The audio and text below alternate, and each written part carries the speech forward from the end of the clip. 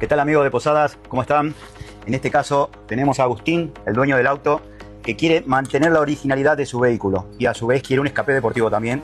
Entonces le ofrecimos la mejor opción, es este cutout, que se oprime solamente un control remoto y con eso tenemos un escape libre o deportivo en tal caso, para que se sienta el vehículo con más libertad, con más sonido, y después luego de apretar nuevamente un botón de control remoto volvemos a tener el escape original. Vamos a hacer la instalación y luego vemos cómo funciona todo.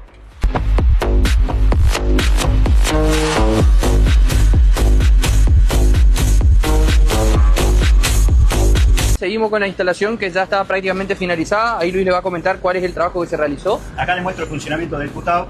Hicimos una reforma para que funcione todo el escape original y cuando Agustín quiera un sonido deportivo, abrimos las válvulas solamente con un control.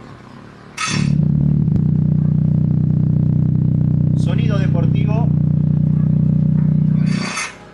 sonido original. En este momento tenemos el escape puesto original. Ahora vamos a activar el control remoto para abrir el cutout.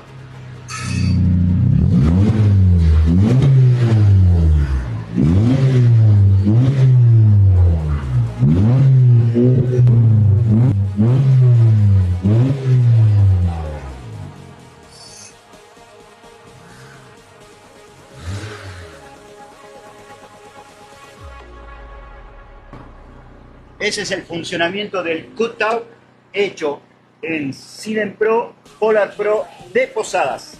Los esperamos.